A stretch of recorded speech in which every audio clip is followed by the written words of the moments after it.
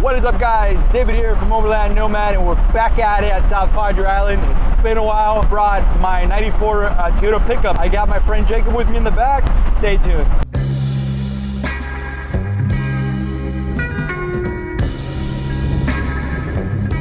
All right, well, we're out here at South Padre Island. I got Jacob over here. He's driving someone's Jeep. It's not even his. You stole it. Yeah, Jacob stole it. Kia boy. It's high tide right now, so it's a little interesting. We got the Toyota, the 94 Toyota pickup. We got a Jeep Cherokee over here. So we got two old turds coming out here to the beach. Let's see how they do. Let's go, dude. You look horrible. I feel horrible.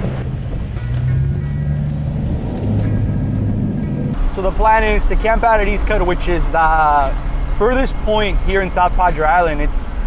There's a waterway that cuts South Padre Island with pins, which is Padre Island National Seashore. We are right now mile 16. It's about 24 miles of beach from Access 6 to East Cut. The further we go up north, the less people you'll see, which is really what we want. East Cut's a really cool place to go to just because it's far away from everyone. You really get away from the city lights from South Padre Island. I thought it was gonna be gloomy and windy because that's what it's been for a few days. But the wind from the ocean or from the Gulf, it's really nice. It's really cool. And being April, it's starting to, warm up. Talking about warming up, I've just been paying attention to my truck, making sure that I don't overheat it too much, which it's been constantly really good. It's been staying pretty good as long as I stay on the right gearing, because again, it's high tide, so we are on the sand here. We got the 4x4 on, we got the 4 high on. So when it's low tide, you don't really have to throw on the 4x4. There's so much more room towards the ocean. So it's really nice cruising, which that will probably be tomorrow morning when we take off.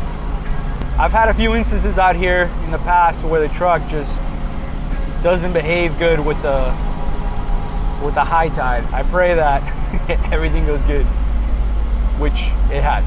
One thing about Texas is that there is absolutely zero public land. I mean, there's a little bit, right? We got Big Bend and all that.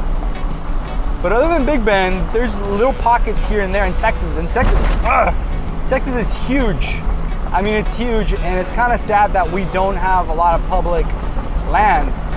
This is one of the rare areas that you can camp in Texas. And when I say rare, it's because you have a lot of area to explore. You have 30 plus miles of beach that you can camp on with no issues. So all you gotta do is pay the entrance fee of 12 bucks and you can stay out here indefinitely. I'm sure there's a limit, but no one's really checking out here. There's no supervision. The only ones that come and supervise are the fish and wildlife people, and that's about it. After a long stretch of beach cruising, we finally arrived at the East Cut, our campsite for the night.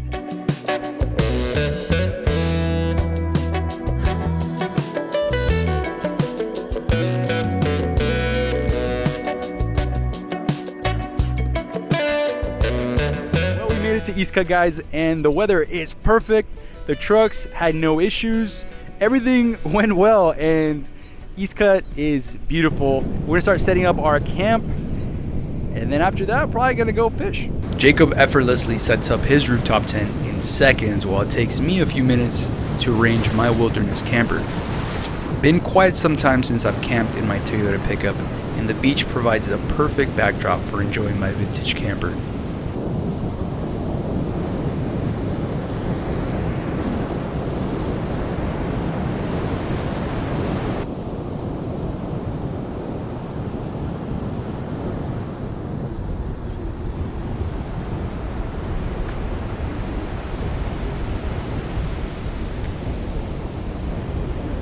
Let me show you guys the interior.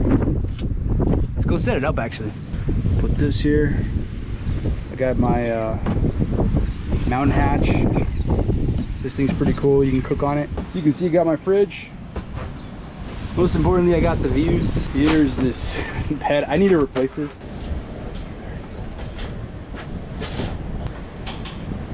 So you can see we got a table now. We got a table and we have the area here to put my camping boxes.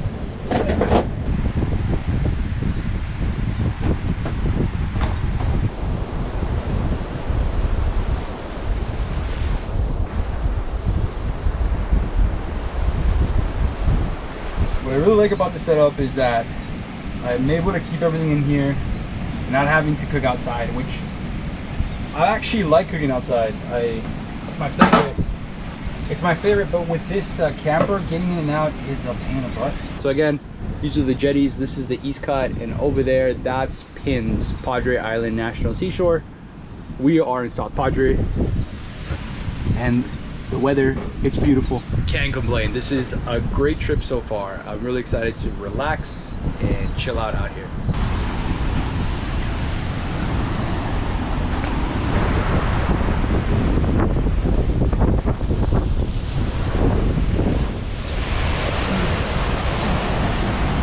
Jacob, any luck on fishing?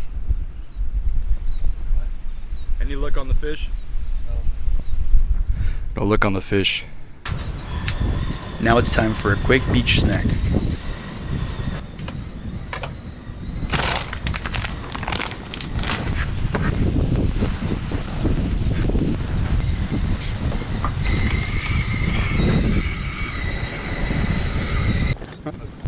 During a recent visit to the Palo Alto Battlefield National Historical Park, I picked up a history book about the Mexican-American War, a perfect read for this setting.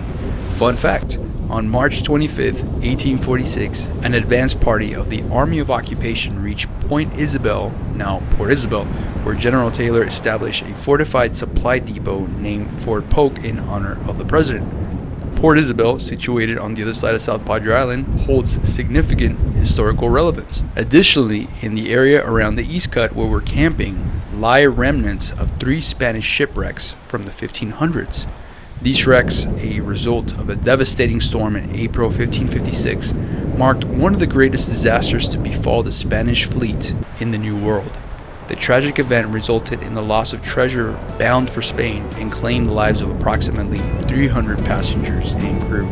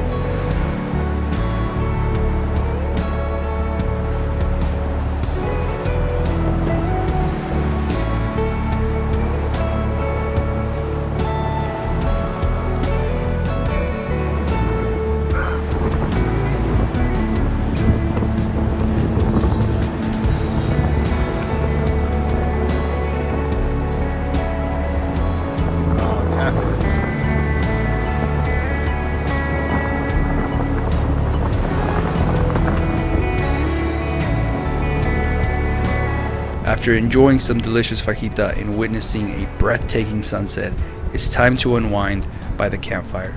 Surprisingly, the evening grows a bit chilly with the east winds, making the warmth of the campfire essential.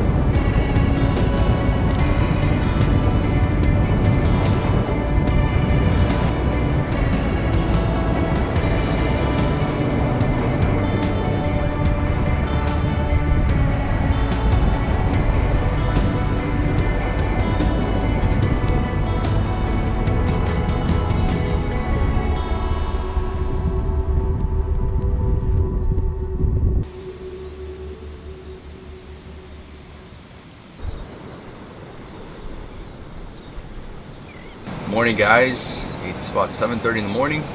It's peaceful outside. It's quiet. You just hear the waves, the birds. Really relaxing. I'm gonna start making some breakfast.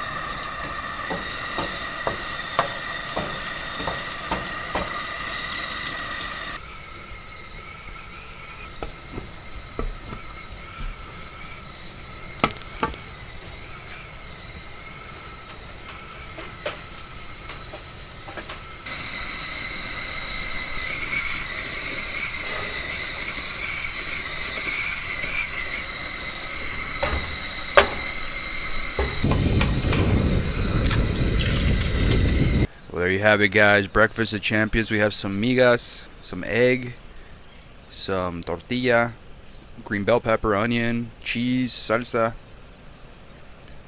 Get to enjoy it here. South Padre Island. Super beautiful.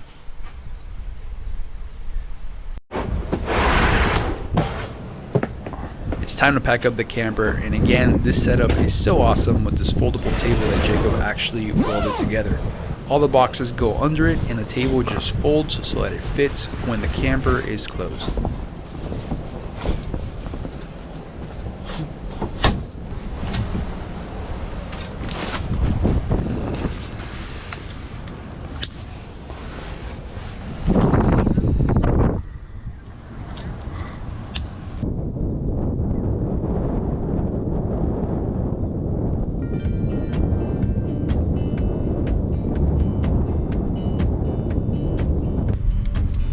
Now we're ready to go back home, which means traversing the 24 miles of beach once more.